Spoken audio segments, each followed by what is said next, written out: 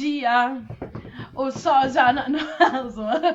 Bom dia, pesado. Espero que esteja tudo bem com vocês. Comigo tá tudo bem.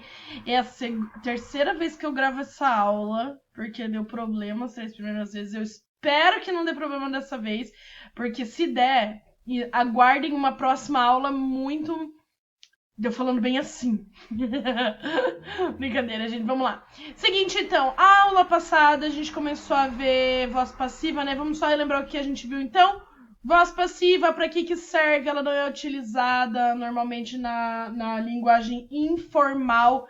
Ela é mais formal, ela não é tão falada na oralidade, justamente por ser um pouquinho mais formal. A parte mais importante é que na voz passiva o foco não tá em quem faz a ação. Essas motos. A voz passiva, o foco tá na ação sendo feita. Então, quem faz é irrelevante. A gente pode falar quem faz ou não. Justamente ela é escolhida, inclusive, para quando a gente quer ocultar, né, quem fez. É muito comum, então, ela sair, ela ser usada em regras, leis, partes formais, né? Toda voz passiva tem o be como auxiliar. Ele pode aparecer em qualquer uma dessas formas. Be, being, is, are, was, were, and been. Pode ser qualquer uma delas, tá? Ela não é o contrário da voz ativa, por quê? Porque ela é formada por sujeito e um objeto, só que na voz passiva ela vira um objeto e depois sujeito. Dá a impressão de que ela é o contrário da voz ativa, mas não é que ela é o contrário da voz ativa. Ela simplesmente... Meu Deus, gente... Cara, tava silêncio até eu começar a gravar. Aí os aliens decidiram tomar a Terra e começaram por Rondon, aparentemente.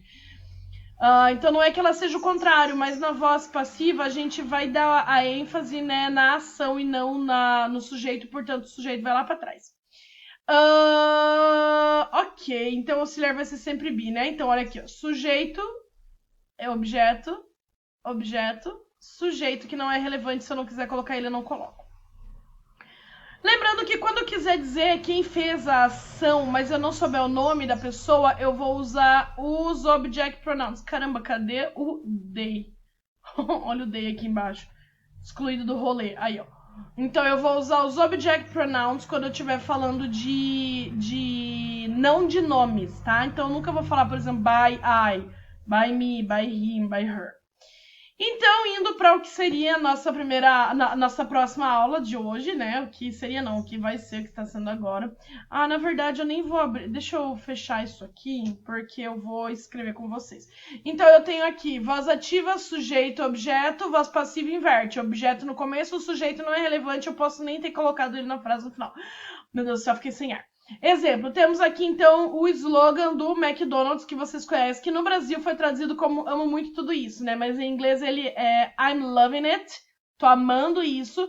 Então como que eu colocaria isso na voz passiva? Então qual que é o sujeito? I, o objeto it. Então o it ele vai começar quando eu transformar essa frase numa voz passiva. Eu estou amando isso, isso está sendo amado por mim. It is being loved. Por que esse being tá com ing aqui? Porque o meu loving tá em forma de gerúndio aqui. Ai, prof, mas tem esse apóstrofo aqui, tem o G. Pois é, eu posso quando eu tiver quando eu tiver um verbo no gerúndio, porque está acontecendo, eu posso ou colocar o G aqui, ou colocar esse apóstrofo e não colocar o G atrás, beleza? Mas é um verbo no gerúndio terminado em ing. Então, por isso, it is being loved. Isso está sendo amado por mim, que não é relevante, mas eu quis colocar igual. Então, aqui, galera, o que a gente tem? Alguns exemplos. People like chocolate, simple present. Simple presente.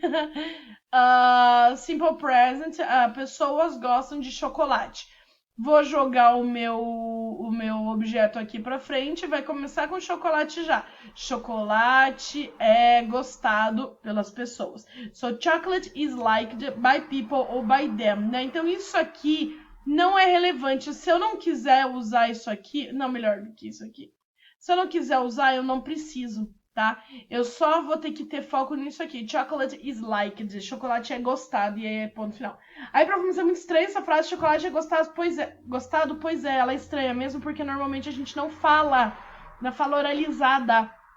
Isso aqui seria usado no momento específico. Por isso que é estranho, porém correto. They are taking pictures, present continuous ou present progressive, né? Que está acontecendo. Então, they are taking pictures, eles estão tirando fotos, fotos estão sendo tiradas. Pictures are being taken. Lembrando que, além de sempre ter um verbo be como auxiliar na voz passiva, o verbo sempre vai estar na terceira coluna. Voz passiva, sempre o verbo cai lá na terceira coluna, ou seja, no past participle. Someone has stolen my pen, present perfect, está no present perfect, olha aqui, auxiliar mais verbo já na terceira coluna. Então ele não vai mudar. Alguém roubou a minha caneta. Então eu vou colocar a minha caneta foi roubada por alguém se eu quiser. Se eu não quiser, de novo, eu posso excluir essa informação. So, someone has stolen my pen. My pen has been stolen by someone. Por que has been? Porque eu preciso do verbo be como auxiliar. So far, so good. Tudo bem até aqui? Eu espero que sim, então vamos lá. O próximo ali, the police caught the thief. A polícia pegou o ladrão. Simple past. Então, como que eu sei que tá no simple past? Olha aqui o verbo no passado. Então, a polícia pegou o ladrão foi pego pela polícia. So, o ladrão foi, porque é singular, pego pela polícia. By the police ou by them. Por eles. Lembrando que isso aqui não é necessário, eu ponho se eu quiser. Então, a polícia pegou o ladrão foi pego. Ponto final.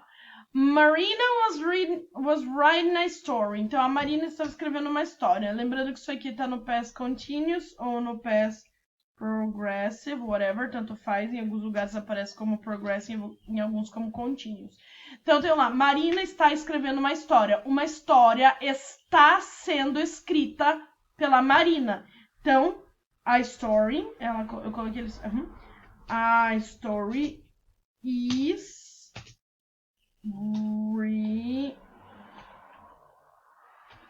written by Marina. Uma história é escrita pela Marina. Ou se eu quiser dizer que ela está sendo escrita, a story is being written by Marina. Uma história está sendo escrita. Então, Marina estava escrevendo, uma história estava sendo escrita. Ok? Modal will. Meu will vai manter como will, não vai ter alteração nenhuma. Então, eu tenho ali, they will help us. They, sujeito, us, objeto. Aqui, o meu us vai virar sujeito e o meu they vai virar objeto. Então, eu tenho que cuidar com essa tabela aqui, ó. Porque eu tenho, começando frase, subject, terminando frase, object. Então, o que estava terminando vai vir para cá. Ou seja, o us que estava acabando vai virar we. E o they que estava no começo vai virar them, porque vai terminar. Então, olha lá, vai ficar they will help us. We will be helped by them. Então, eles nos ajudarão, nós seremos ajudados por eles. Aqui eu tenho o momento mais clássico aonde a gente falaria de fato quem fez a ação. Por exemplo, quando eu falo Shakespeare escreveu, Shakespeare wrote A Midnight Summer's Dream. Shakespeare escreveu O Sonho de uma Noite de Verão. Então, é um senso comum. Praticamente todo mundo sabe que O Sonho de uma Noite de Verão foi escrito pelo Shakespeare. Portanto, quando eu falo isso na voz passiva, normalmente eu digo quem escreveu porque é de conhecimento geral das pessoas. Mas, se eu não quiser, não precisa. Só poderia falar A Midnight Summer's Dream was written. Então, Sonho de uma Noite de Verão foi escrita. Ponto final. Ou poderia falar Midnight Summer's Dream was written by Shakespeare.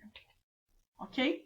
We keep the bikes at the storage. A gente mantém as bicicletas Ai, meu Deus, como é que fala? No galpão, né? Ou no depósito. Vocês querem ver como eu vou esquecer daqui a pouco o que essa palavra storage significa? Então, nós mantemos as bicicletas no galpão. No galpão são mantidas as bicicletas. Eu não preciso dizer aonde que são mantidas, porque a minha voz passiva vai acontecer aqui, ó. Nós mantemos as bicicletas são mantidas. So, the bikes are kept at the storage. Então, se eu não quiser dizer que são mantidas na garagem, eu poderia apenas colocar the bikes are kept, as bikes são guardadas. Mas eu quero dizer ali no galpão, the bikes are kept at the storage. Se eu quero dizer por quem, by us, por nós. E por último, eu tenho modal can, assim como eu tive modal will, e não tem alteração nenhuma de estrutura. É a mesma coisa. Então eu tenho ali, I think we can do the chores. Eu acho que nós conseguimos fazer as tarefas, né, os afazeres. Os afazeres podem ser feitos. So, the chores can be done. We can do the chores. The chores can be done. O can mantém, o be é o meu auxiliar da voz passiva. E o done é o verbo do na terceira coluna. Beleza, então, gente? Espero que tenha ficado claro. Caso vocês tenham qualquer dúvida, já sabem, né? É só perguntar, eu tô sempre por aí. Um beijo, se cuidem, até a nossa próxima aula, o nosso próximo encontro e tchau!